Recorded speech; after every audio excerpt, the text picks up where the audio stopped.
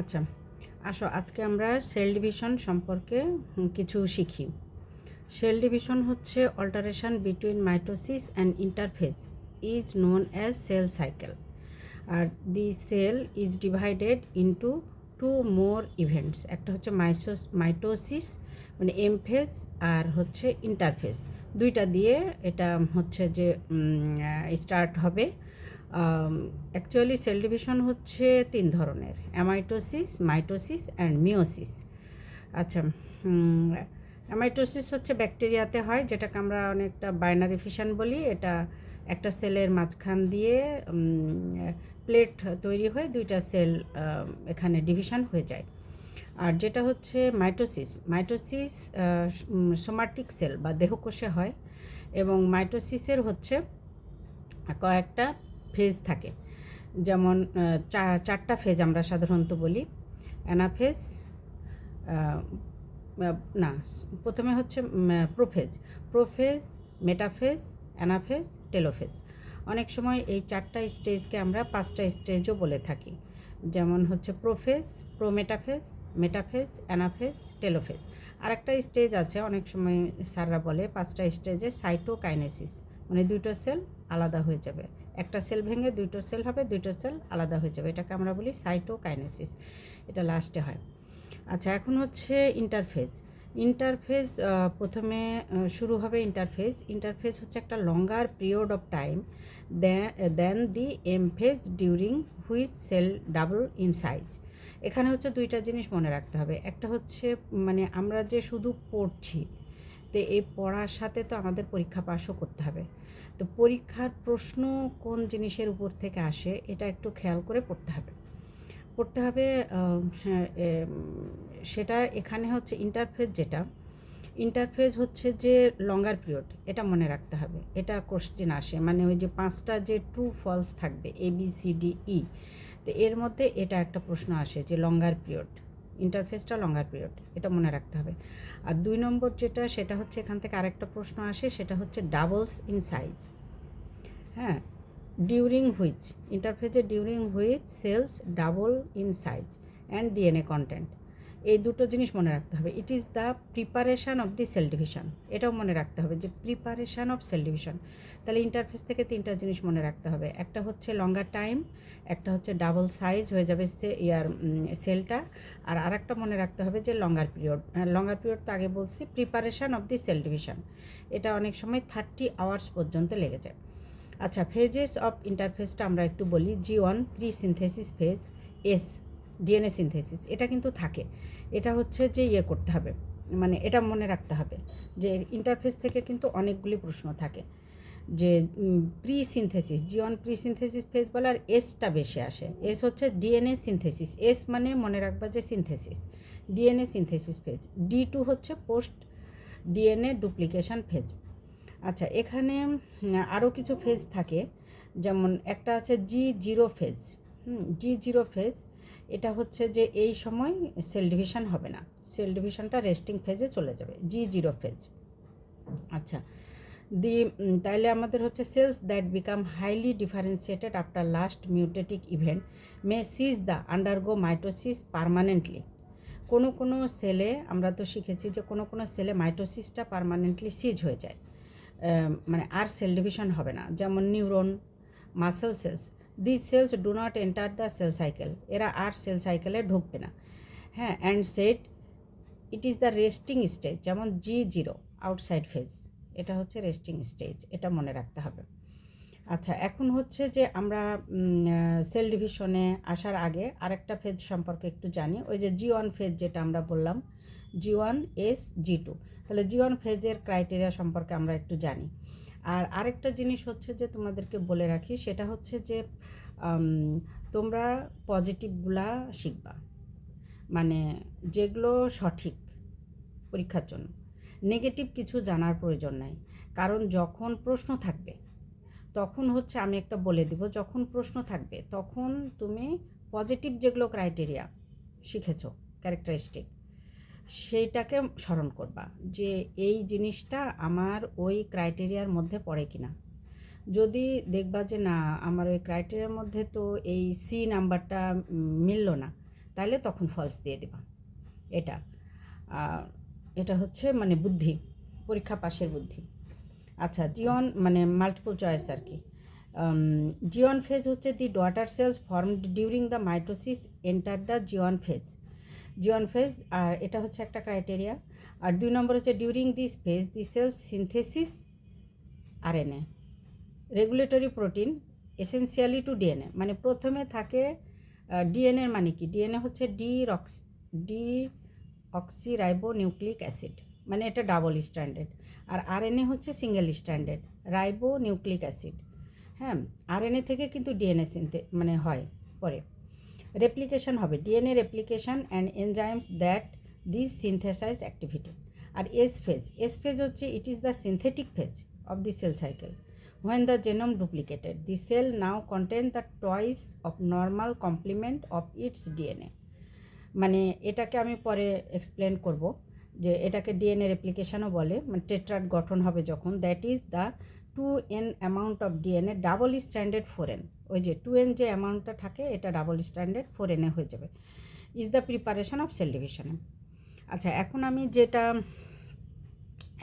যেটা প্রশ্ন সম্পর্কে আলোচনা করি, তাহলে একটু এই যেটুকু আমরা পড়লাম। আর G2 ফেজটা তো আছে যে RNA and protein essential for cell division synthesise and the energy of mitosis is also stored, এটা হচ্ছে G2 ফেজ। আর এখন আমি কিছু প্রশ্ন সম্পর্কে আলোচনা করি। সেটা হচ্ছে ইন দি সেল সাইকেল, এটা একটা মানে রেসিডেন্সির কোশ্চেন এমডিএমএসের। ইন দি সেল সাইকেলে যেমন এতে আছে হচ্ছে DNA replication occurs during the G one phase. তাহলে এটা কী হবে, ফলস হবে, কারণ ডিএনএ রেপ্লিকেশন তো আমাদের সিনথেসিসে হবে, এসে হবে, তাহলে এটা তো হবে না, ফলস। মানে ওটা আমার মনে রাখতে হবে যে ডিএনএ রেপ্লিকেশন তো আমার সিনথেসিস স্টেজে হয়েছিল, তাহলে তো এটা দিছে জিওন, তাহলে হবে না, false. Chromatid are joint at the telomere. এটা আমি পরে যখন সেল সাইকেল আবার আসতেছি মানে মাইটোসিস মিওসিসে তখন আমি বলবো। হ্যাঁ, তো এটা হচ্ছে যে বি যেটা, সেটাও হচ্ছে যে ফলস হবে। Chromatid are segregation occur twice in meiosis, এটাও মিওসিসটা আমরা পড়ি। আচ্ছা ঠিক আছে, এই প্রশ্নটা আলোচনার আগে তাহলে আমরা মাইটোসিস আর মিওসিসটা আলোচনা করে আসি। তো মাইটোসিসটা কি, mitosis is the process of cell division in which, এই দুটো জিনিস মনে রাখতে হবে যে in which the cytoplasm and nucleus of the cell are divided equally into 2 identical daughter sell.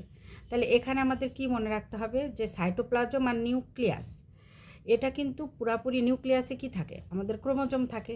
তো ক্রোমোজোমটা আর সাইটোপ্লাজমটা, ক্রোমোজোমের মানে নিউক্লিয়াসের ভিতরে যেসব অর্গানেলি থাকে, সাইটোপ্লাজমের মধ্যে যেসব অর্গানেলি থাকে, সেগুলো ইকুয়ালি ডিভাইডেড হবে ইন্টু 2 আইডেন্টিক্যাল মনে রাখতে হবে, আইডেন্টিক্যাল ডটার সেল, এটা মনে রাখতে হবে। ইন্টারফেজ, এখানেও ওই যে ইন্টারফেজ বলছিলাম, ওখানে ইন্টারফেজ, এখানে ইন্টারফেজ আছে যে বিটুইন দ্য 2 মাইটোসিসের মানে একটা সেল ডিভিশনের মাঝখানে যে ইন্টারফেজ হবে।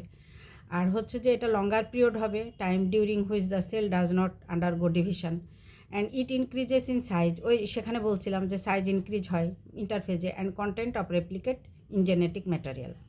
আচ্ছা, ফেজ তাহলে আমরা কী কী পড়েছিলাম, 4টা ফেজ, প্রোফেজ, মেটাফেজ, অ্যানাফেজ আর টেলোফেজ। আচ্ছা, প্রোফেজ ঠিক আছে, এটা হচ্ছে যে আমাদের প্রোফেজে কি হবে, প্রোফেজে ওই ক্রোমোজোমগুলি এর আচ্ছা আমি হচ্ছে এখানে ক্রোমোজোমগুলি আন্ডারগো থিকেনিং হবে, শর্টেনিং হবে, আর each chromosome consist of a pair of chromatid. আর মেটাফেজে কি হবে, আচ্ছা আমি এখানে তোমাদের একটা ছবি দেখাই।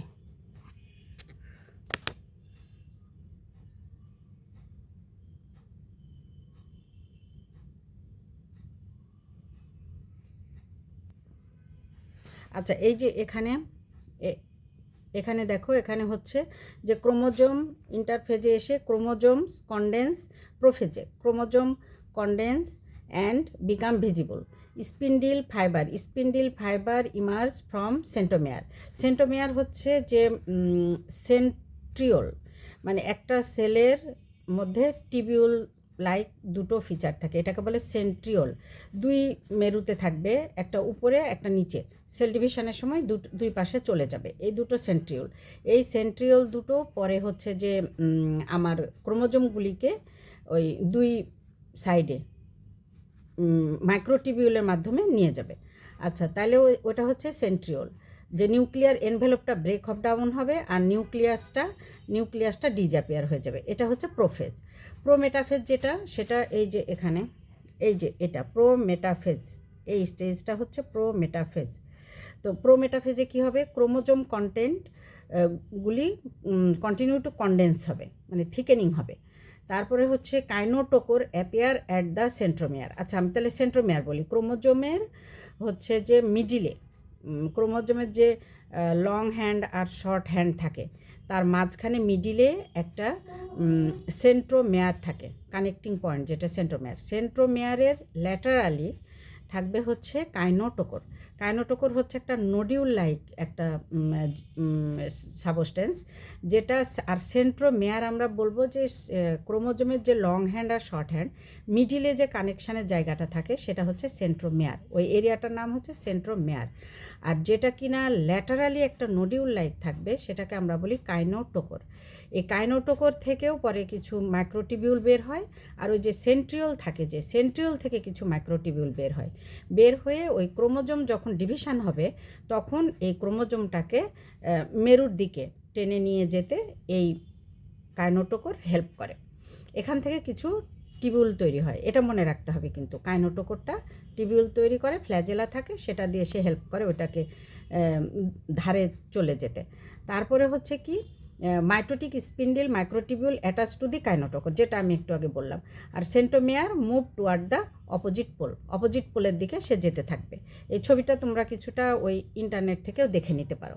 আচ্ছা, মেটাফেজ কি, mitotic spindle is fully developed হয়ে যাবে, সেন্ট্রোমেয়ার আর the opposite pole of the সেলের দিকে যেতে থাকবে, আর chromosome R lined up at the metaphase প্লেটটাই কিন্তু ইকুয়েটোরিয়াল লাইন, এটা মনে রাখতে হবে। এখানে কিন্তু সব থেকে প্রশ্ন আসে না।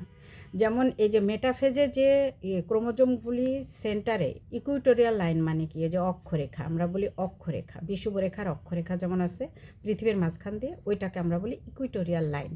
তো ক্রোমোজোমগুলো মিডিলে চলে আসবে, মিডিলে এসে একটা লাইনে সাজানো থাকবে, এই যে একটা লাইনে সাজানো থাকবে এটা। তো সেটা হচ্ছে, এটা একটা কোশ্চেনে আসে, এবিসি এর মধ্যে একটা কোশ্চেনে আসে যে chromosome R lined up at the metaphase plate, এটা হচ্ছে equatorial line. Is sister chromosome is attached to a spindle ফাইবারের সাথে অ্যাটাচ থাকে, অরিজিনেটিং ফ্রম অপোজিট পোল, ওই যে সেন্ট্রিওল যে অপোজিট পোল সেখান থেকে যেটা তৈরি হয় সেখানে থাকে। আচ্ছা, অ্যানাফেজ কি, অ্যানাফেজ হচ্ছে cohesion of protein binding to the sister chromatid and together breakdown. হ্যাঁ, মানে ওই যে ক্রোমোজোমের যে দুইটা করে হ্যান্ড থাকে, সেটা জোমের ওখান থেকে, সেন্ট্রোমেয়ারের ওখান থেকে ব্রেকডাউন হয়ে যাবে। ব্রেকডাউন হয়ে একটা লং হ্যান্ড শর্ট হ্যান্ড আলাদা হবে, আর একটা লং হ্যান্ড শর্ট হ্যান্ড আলাদা হবে। এইটা হবে কোথায়, অ্যানাফেজে গিয়ে ওই যে ব্রেকডাউন হবে। Sister chromatid now called chromosomes, যেগুলো সিস্টার ক্রোমাটিড তৈরি হবে সেটাকে ক্রোমোজোমস বলা হয়। আর pulled toward the opposite pole, ওই যে দুইটা সেন্ট্রিওল আলাদা দুই দিকে থাকবে, অপোজিট পোলের দিকে তারা তখন মুভ করতে থাকবে। তারপরে কি বলবো আমরা, নন কাইনোটোকোর স্পিন্ডেল ফাইবার লেংদেন হবে অ্যান্ড ইলংগেট দ্য সেলকে ইলংগেট করবে। এবার হচ্ছে টেলোফেজে দুইটা সেল পুরা আলাদা হয়ে যাবে দুই মেরুর কাছে, এবং এদের হচ্ছে মেমব্রেন তৈরি হবে, মানে সেল মেমব্রেন তৈরি হবে। আচ্ছা, chromosome arrive at the opposite pole and begin the decondense হবে, মানে এগুলো আবার একটু থিক হবে। নিউক্লিয়ার মেমব্রেন না, নিউক্লিয়ার এনভেলপ। আচ্ছা, nuclear envelope material surrounded each set of the ক্রোমোজোমের প্রত্যেকটা সেট যে আলাদা হয়ে দুই পোলে গেল, সেখানে নিউক্লিয়ার এনভেলপটা আবার তৈরি হলো। আর দি মাইটোটিক স্পিন্ডেল ব্রেকডাউন, এবং মাইটোটিক স্পিন্ডেলগুলো আর থাকবে না, দুই সেন্ট্রিওল দুই দিকে আলাদা হয়ে চলে যাবে। এ হচ্ছে মাইটোসিস, সেল ডিভিশন। আচ্ছা, এখন হচ্ছে আমরা শুরু করি হচ্ছে মিওসিসটা কি, মিওসিস হচ্ছে একটা special type of cell division that yield 4 haploid daughter cell. ওটার থেকে মাইটোসিসের সাথে মিওসিসের যে পার্থক্য সেটা আমাদের এখানে বুঝতে হবে যে ওখানে 2টা সেল তৈরি হলো। মানে প্রথমে ওই যে বললাম যে নিউক্লিয়ার এনভেলপ তৈরি হলো, হয়ে নিউক্লিয়াস 2টি আলাদা হলো। আর হচ্ছে যে আমাদের তারপরে কি হলো, নিউক্লিয়াস 2টা আলাদা হওয়ার পরে তখন সাইটোপ্লাজমও তার সাথে সাথে আলাদা হয়ে যাবে, হয়ে 2টো ডটার সেল তৈরি হলো। এবার হচ্ছে মিওসিসের কিন্তু 4টা ডটার সেল তৈরি হবে। আর ওখানে কিন্তু ডিএনএ আমার অর্ধেক হয় নাই, ডিএনএ যে টোয়াইস এন ছিল টোয়াইস এনই থাকবে দুটোতেই। আর এখানে কিন্তু 4টা হ্যাপ্লয়েড ডটার সেল তৈরি হবে, এবং হ্যাপ্লয়েড মানে হচ্ছে আমার এন হয়ে যাবে, টোয়াইস এন থাকবে না, এখানে হচ্ছে এন হয়ে যাবে।